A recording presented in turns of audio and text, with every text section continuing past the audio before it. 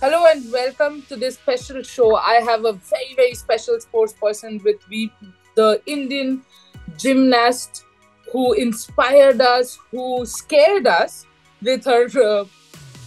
I still can't pronounce the vault properly, but she has been fantastic. Her career has been super inspiring. And as a woman as well, she has inspired a lot of people to take up sport. I'm talking about none other than Deepa Karmakar, and she made all of us emotional by announcing to retire. Deepa, obviously, the first question would be, what was the main factor behind, this announcement, and for how long have you been contemplating about the retirement? Uh, Actually, it's a journey started. It's normal. It's end. Any days come to end, but this time too, my body is not alive. Firstly, the last double surgery, ACL, and many more things, many injuries. Shoulder, ankle, wrist, every side is I'm troubled too much last 2.5 years. Then now finally the last May month is I finished the Asian Championship gold medals. I hope this is my most challenging period, and I will really do my performance Asian Championship. I'm really happy this time, and finally got one gold medal for vaulting table, the history gold medal for Asian Championship, and then I little bit some my coaches, my parents, they are discuss for some what happened next. Then back to gym, then another injury is coming, is the wrist fracture, and then I decide some discussing, but finally it's time to retirement because body is not alive. This is the main fact. Um, Talking about challenges, of course, you have had a number of challenges, but what do you think are some of the biggest challenges that you faced, both physically and mentally, in your career? Last 5 years is too much tough for me. सच में आपको पता होगा 5 साल बहुत tough था. दो surgery, suspension, everything जिन्होंने आप सबने जो मैंने पे बिना मुझे कोई गलती, मतलब मुझे पता ही नहीं मेरी बॉडी में कैसे गया. तो हर एक पार्ट उसके बीच, कभी एशियन गेम्स में मैंने 1 नंबर ट्रायल्स में आया, उसके बाद में नहीं जा पाई. बहुत कुछ तो जैसे आप था लाइफ की, वैसे ही इतना ही ज्यादा चैलेंजिंग और डाउन था मेरे लाइफ का. और मेरा बस यही था कि तुझे दीपा घूम के फिर खड़ा होना है, फिर अपने झंडे को ऊपर लहराना है और अपने चौड़ा करके फिर जिम्नास्टिक्स से रिटायरमेंट ले. Because my age is 30. Everyone shame for age, your not performance high time, now time to retirement.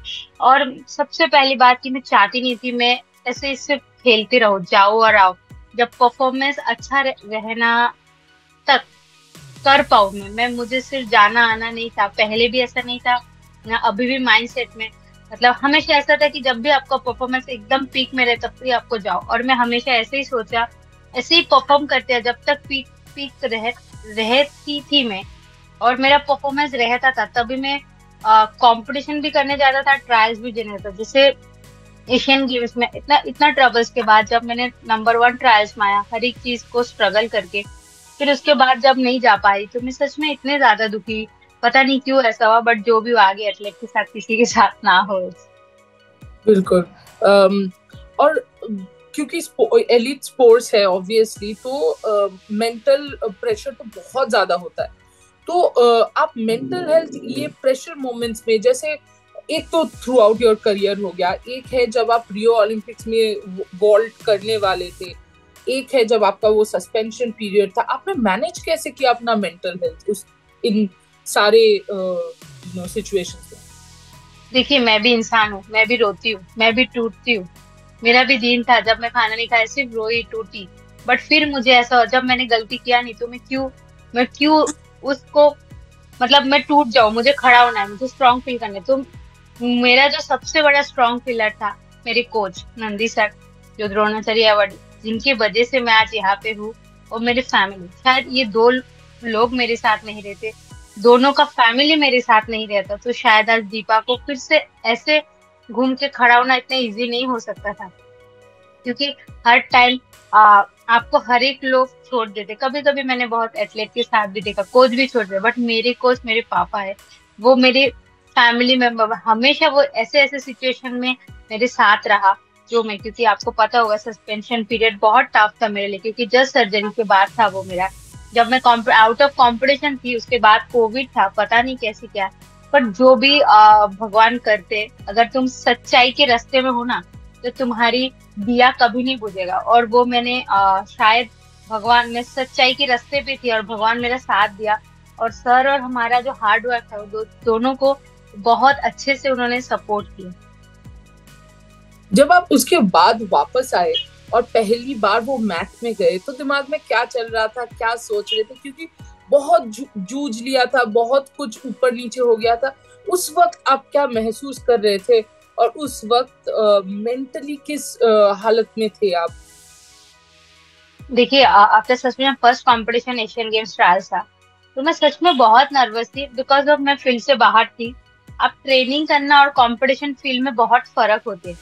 तो मैं फील्ड से बाहर थी, फील्ड में आना, फिर आने के बाद ठीक है, अपना परफॉर्मेंस ठीक था, फिर वापस वही कुछ नया इश्यू, नया कुछ, फिर मैं उससे नहीं जा पाई।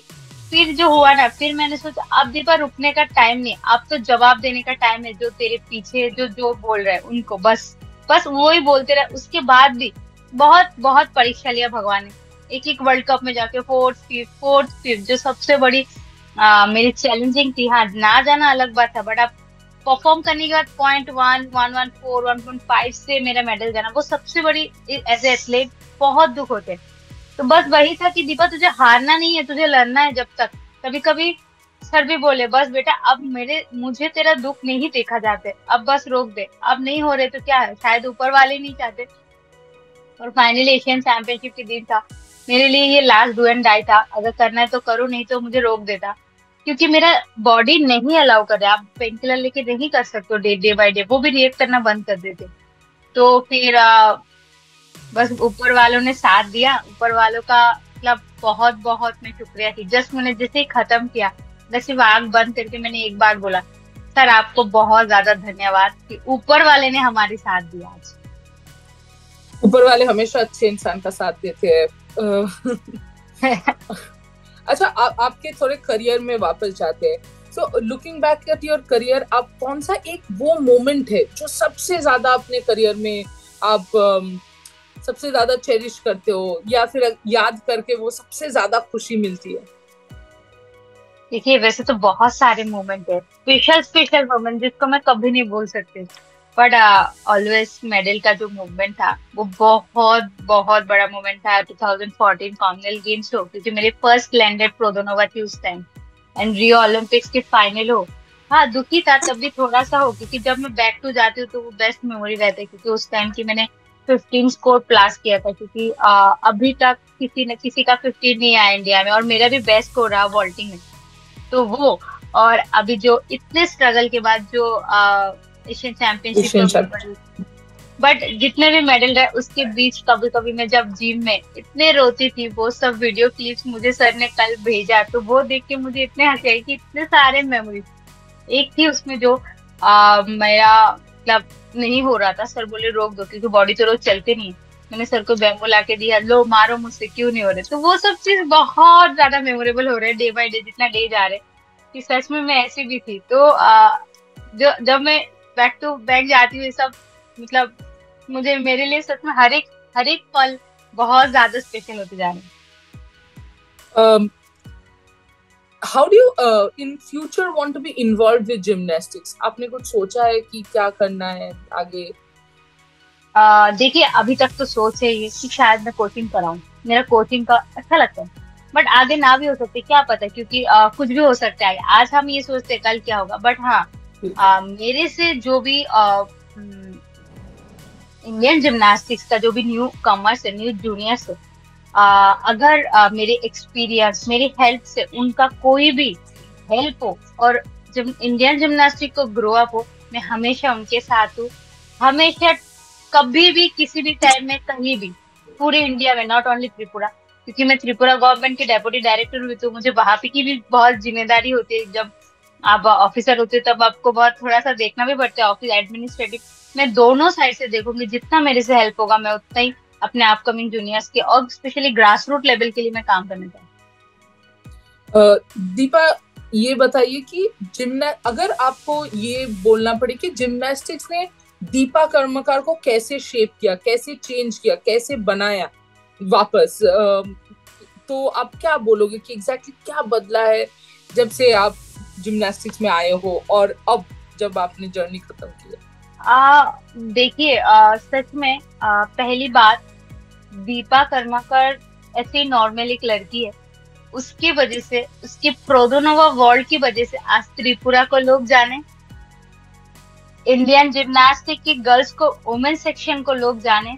जो एक रोड में क्लोज था वो ओपन हुआ, कैसे हम जा सकते, क्योंकि अब बहुत लोगों की ड्रीम है हमें भी ओलंपिक जाने, जो हम पहले सोच नहीं सकते थे, हमें लगता था बहुत कठिन है।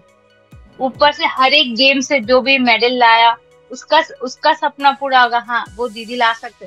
सिर्फ दीपा कर्माकर, नॉट ओनली दीपा कर्माकर की लाइफ चेंज हुई, उसकी हार्ड वर्क और उसकी मेहनत की वजह से पूरे इंडियन जिम्नास्टिक्स की एक कल्चर चेंज हुई कि अगर सच में हम मन से और सही दिशा से काम करेंगे तो उसको जरूर रिजल्ट मिलेगा। हार्ड वर्क ऑलवेज पे ऑफ। और एक लास्ट सवाल की, what are some of the life lessons that you would say gymnastic has taught to you? देखिए, सच में ये जिम्नास्टिक्स से मुझे बहुत कुछ सिखाया, बट उसमें दो तीन चीज बहुत स्पेशल है। कभी हार नहीं मानने का। हर एक चीज में आपके कामयाबी पहले नहीं आएगा, आपको गिरना ही पड़ेगा। गिरते गिरते इतने गिर जाओगे, फिर जब आप घूम के खड़े होते ना तो 100 लोग तालियां बजाते। जो वो जीत होते ना, वो असली जीत है, जो मुझे सिखाया। और सेकेंड थिंग, डिसिप्लिन। स्पोर्ट्स ने मुझे बहुत डिसिप्लिन सिखाया, जो शायद मैं एक नॉर्मल आम इंसान होके नहीं हो सकती थी। और थर्ड, कैसे आपकी जो फैमिली, आपकी कोच, और सबसे स्पेशल थिंग कि मैं एक ही कोच के पास लास्ट 23 इयर्स ट्रेनिंग किया। मुझे नहीं लगते कई स्पोर्ट्स हिस्ट्री में होता है, क्योंकि मैंने अभी तक नहीं सुना, होगा भी शायद, पता नहीं मुझे। एक हाई परफॉर्मेंस जाने तक, एक लो परफॉर्मेंस टाइम आने तक, फिर हाई जाने तक मैं एक ही कोच के पास थी, जो मुझे ये तीन चीज बहुत ज्यादा मायने रखती है मेरे लाइफ के लिए। बहुत रेयर होता है कि इतने सालों से लोग एक ही कोच के पास रहते हैं। दीपा कर्मकर, आप शुक्रिया हमसे बात करने के लिए। पर हम, it's not like Deepa, this is the last interview that we are doing, because I'm sure you will be involved in Indian gymnastics. Always. Indian sports also. Exactly, and we will keep bothering you. But thank you so much, Deepa, not only for this interview, but for all the memories that you have given and the inspiration that you are. Thank you. Thanks so much.